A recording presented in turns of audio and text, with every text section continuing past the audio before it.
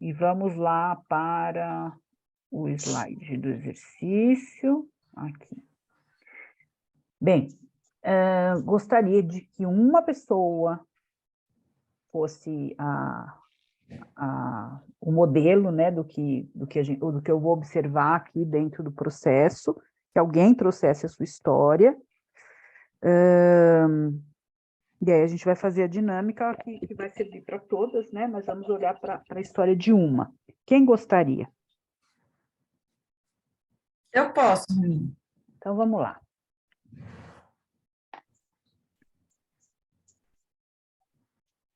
Pode começar.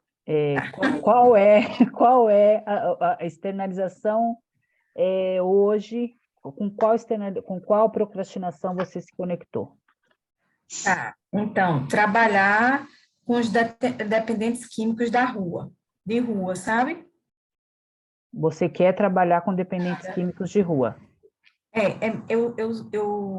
Eu sinto que isso é uma vocação, um chamado, eu me sinto feliz com isso.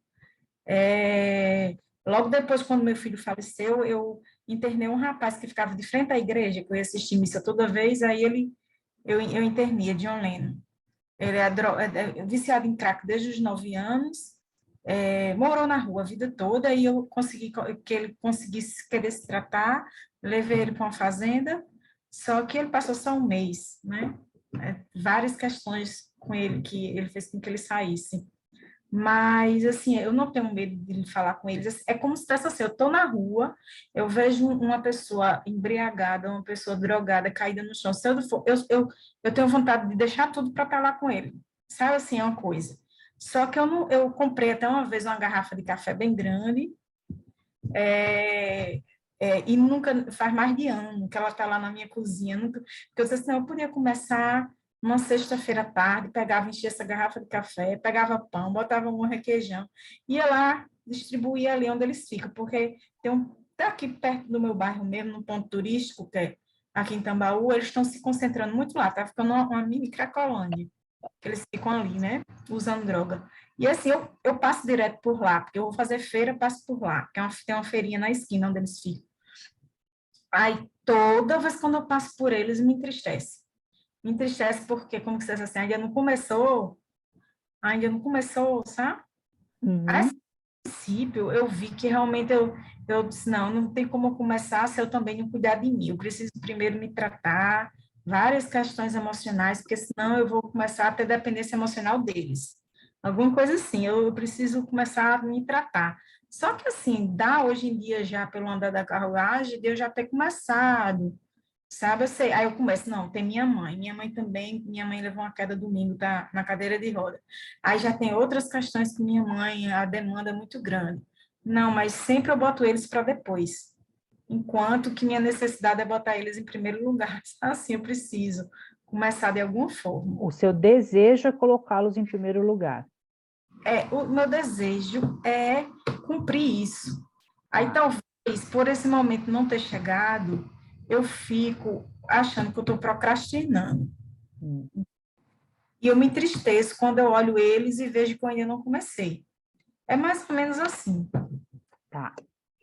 Esse roteiro, como ele foi feito aqui, você conseguiu responder essas perguntas nessa ordem? Conseguiu acessar cada um deles? Então, como é essa procrastinação?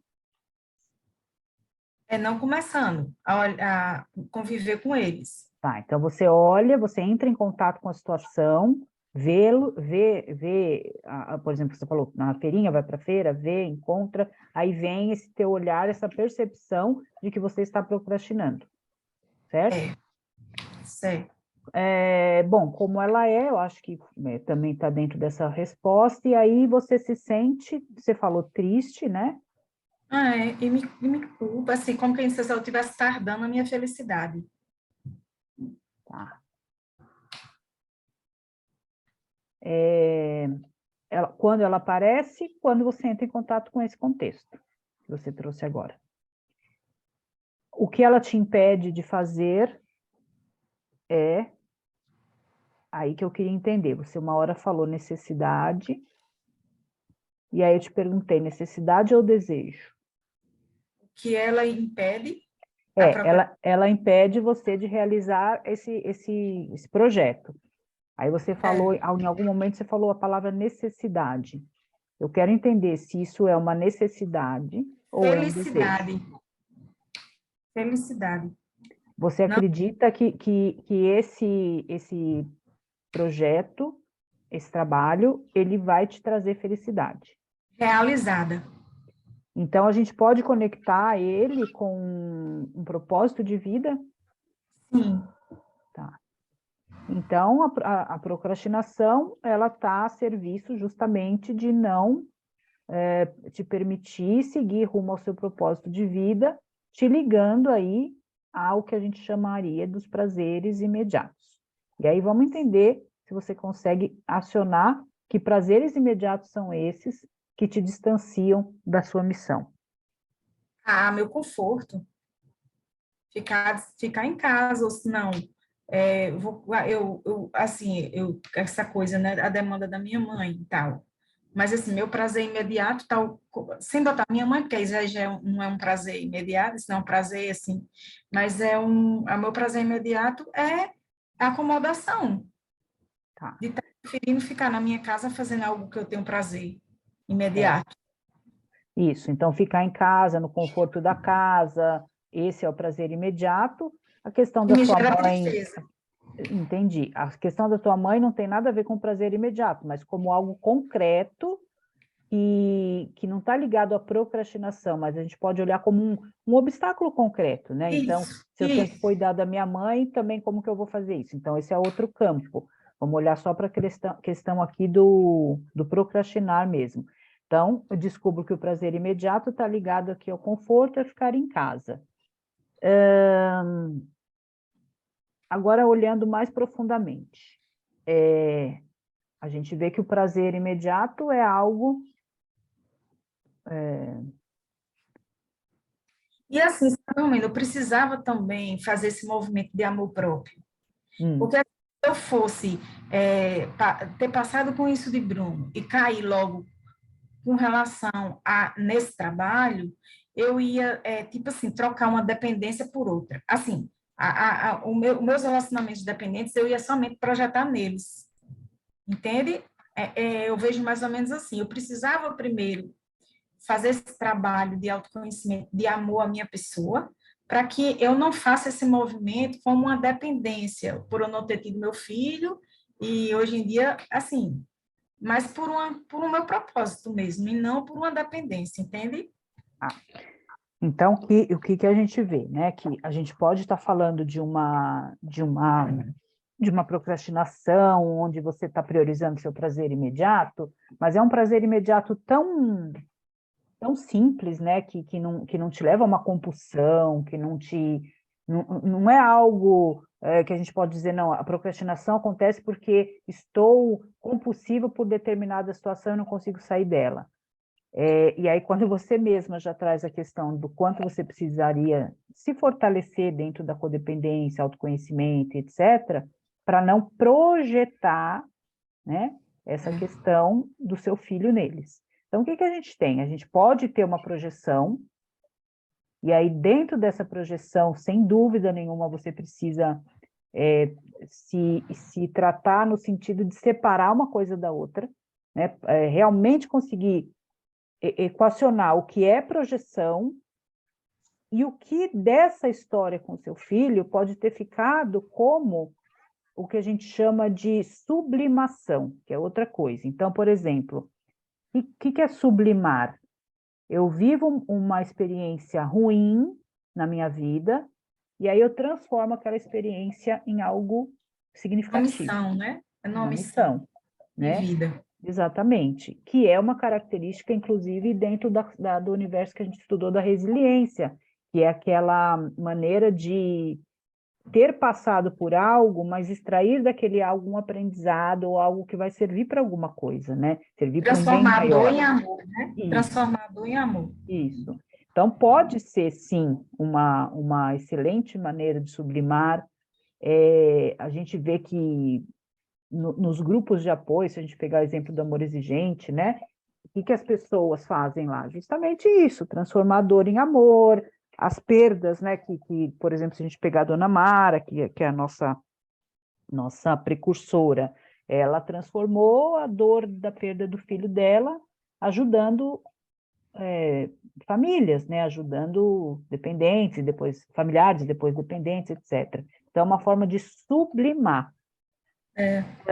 Porém, quando Assim, você fala a questão do seu cuidado com você, para que você tenha condições de fazer esse movimento sem projeção, a pergunta é: você já se vê preparada para isso, ou de alguma maneira você ainda se sente que não está pronta, ou então, que. assim, assim que Bruno faleceu, eu via que eu não estava preparada.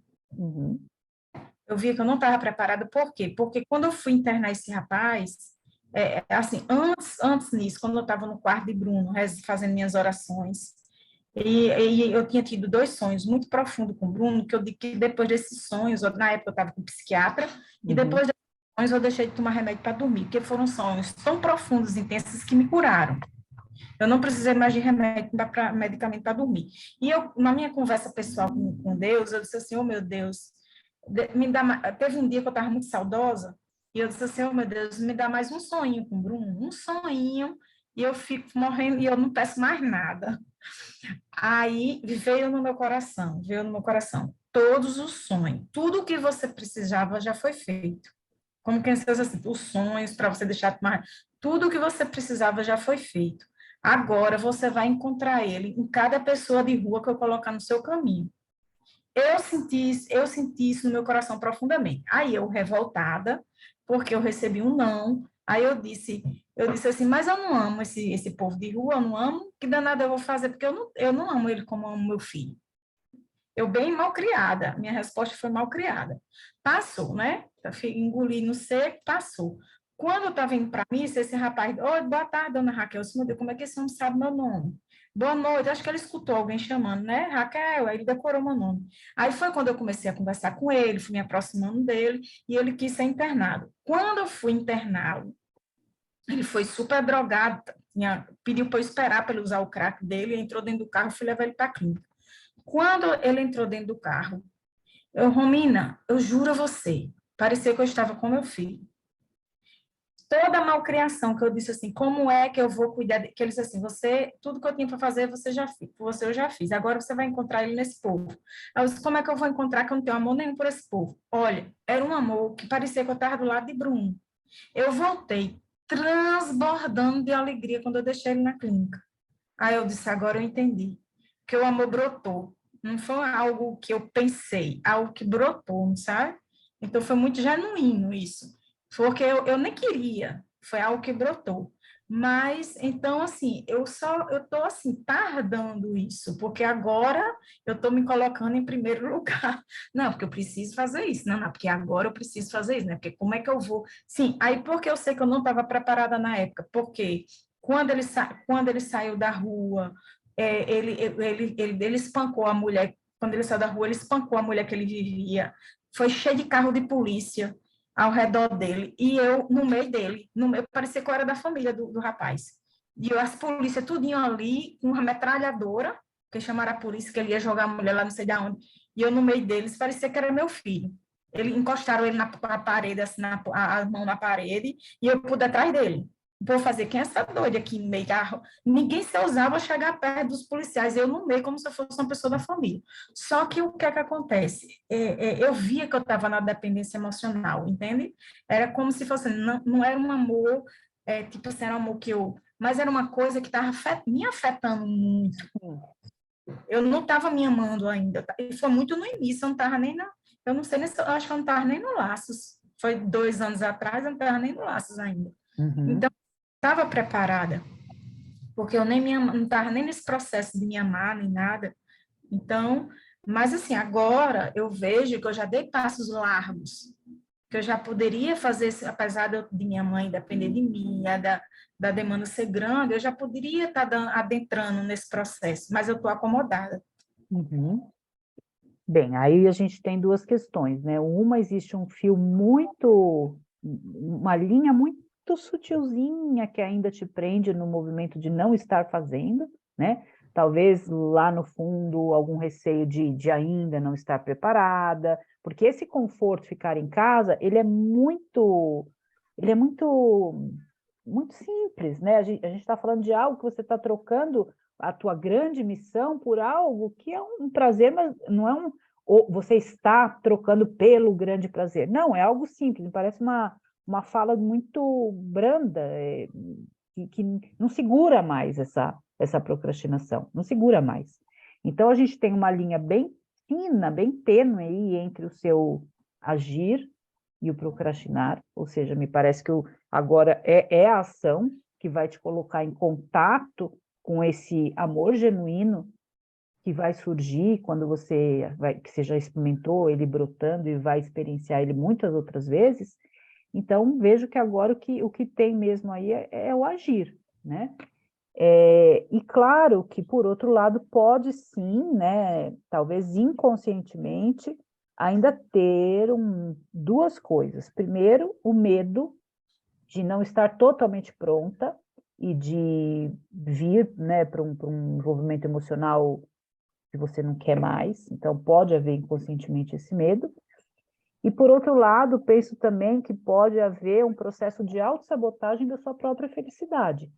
Porque se você sabe que isso, você consegue se conectar no teu interior, que essa é uma missão, de que esse é teu propósito, de que isso vai trazer felicidade, pode ser uma autossabotagem de eu não mereço me sentir feliz depois de tudo que aconteceu na minha vida.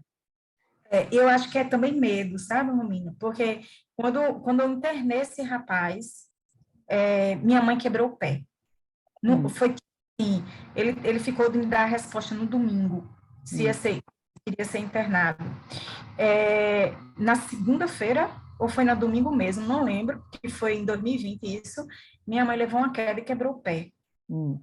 Aí uma mulher que fez uma oração em mim em outubro, isso foi em novembro de 2020, uma mulher que fez uma oração em mim em outubro, liga para a Leila, da Canção Nova, ela é formadora dos casais da Canção Nova, Ivana, liga para a Leila e disse assim, Leila, eu estava caminhando e veio só a Raquel no meu pensamento, um mês depois que ela se encontrou comigo, e só vinha a Raquel no meus pensamentos, vinha muito que ela não tenha medo de largar tudo para cuidar de outros Brunos. Nossa, eu não sabia de nada. E no dia anterior eu tinha internado o menino.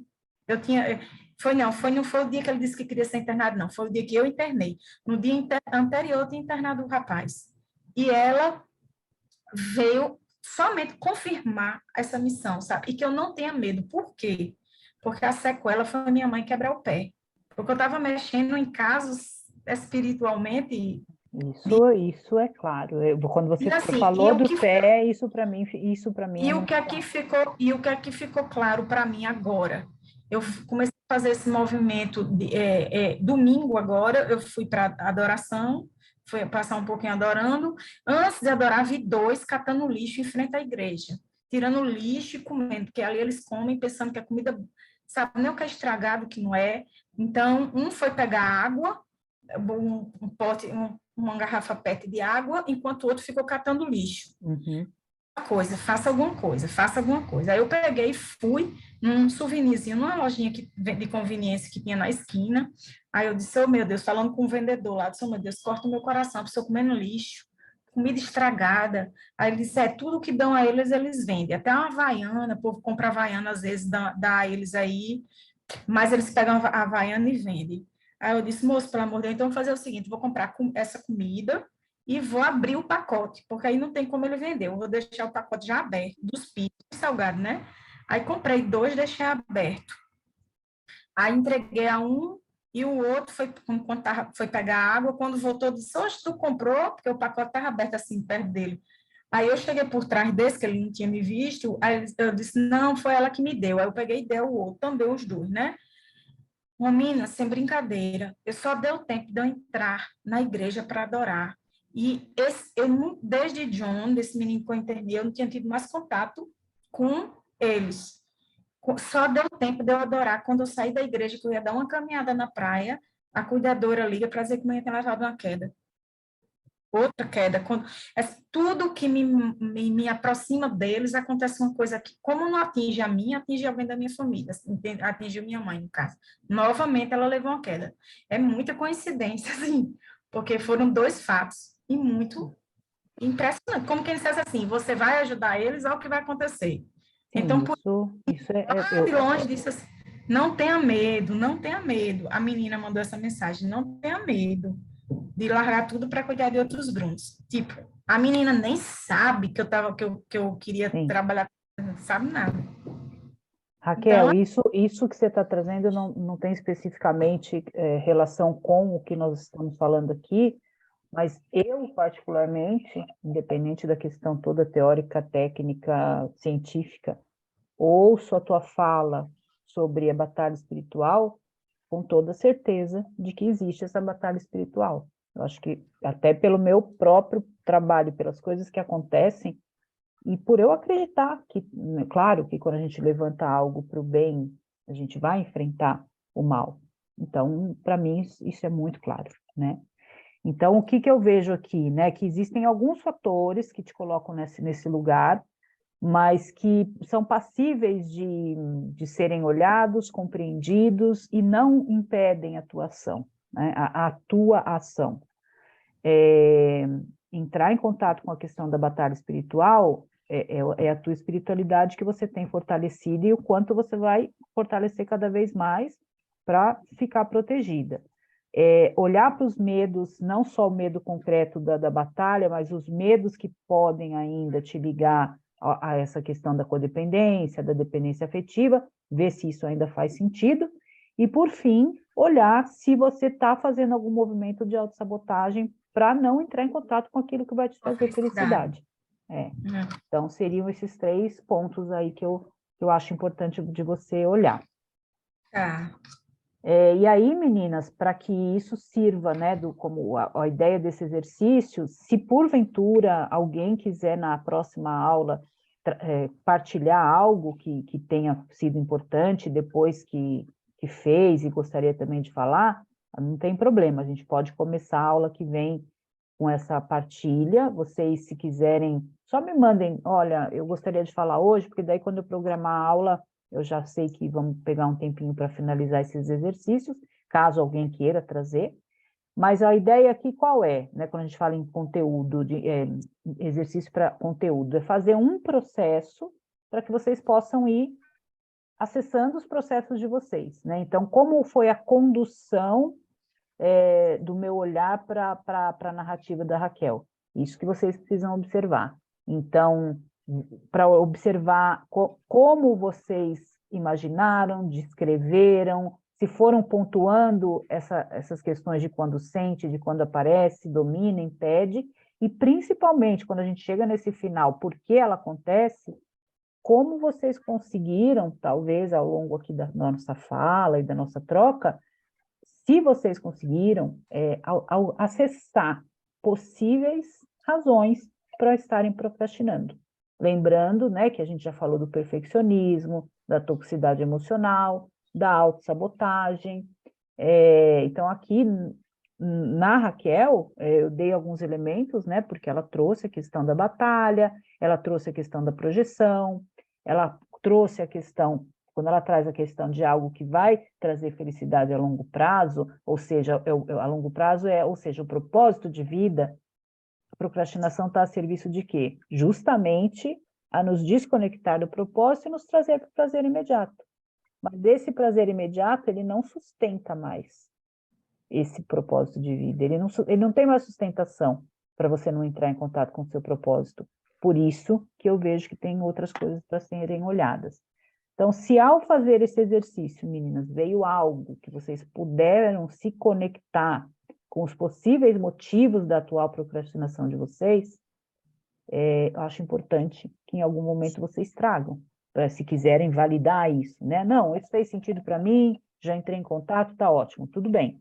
Não, eu queria trazer na aula para que a Romina pudesse me dar um retorno, enfim, fiquem à vontade. Mas o principal hoje é vocês entenderem como essa dinâmica de de externalizar o problema, de dar cara para o problema, de dar contexto, situação, você externalizar, você perceber que isso não faz parte de você, mas que isso está a serviço de outras coisas, ajuda vocês a construírem uma outra relação com essa procrastinação, uma relação que pode ajudar vocês a se libertarem desse movimento. Fez sentido esse exercício com esse objetivo? Sim. Sim.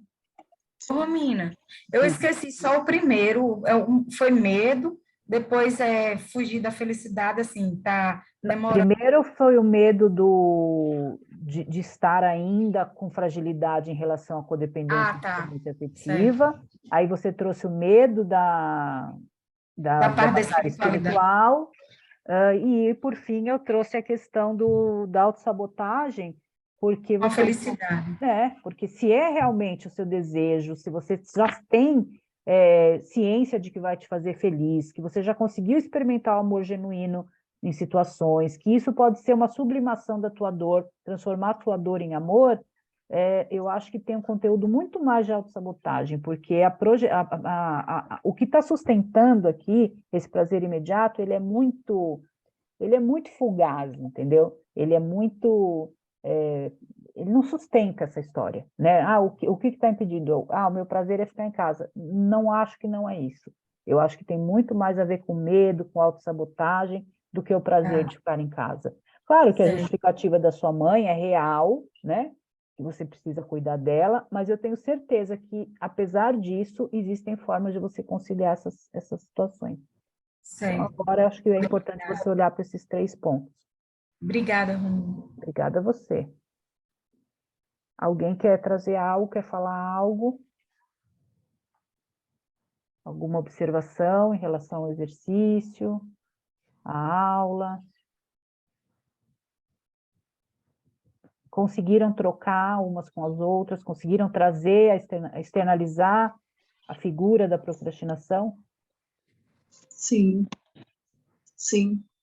E vão aparecendo assim até os motivos, né, da procrastinação, vai clareando, né? Vão, exatamente. Então, esse colocar para fora, né, não está mais aqui, está fora. Então, eu vou fazendo esse enredo, né, descrevendo tudo isso e vou me aproximando das possibilidades, né? Então, o objetivo é esse. Por isso que eu falei, a última pergunta, por que ela acontece? Isso pode estar claro ou não.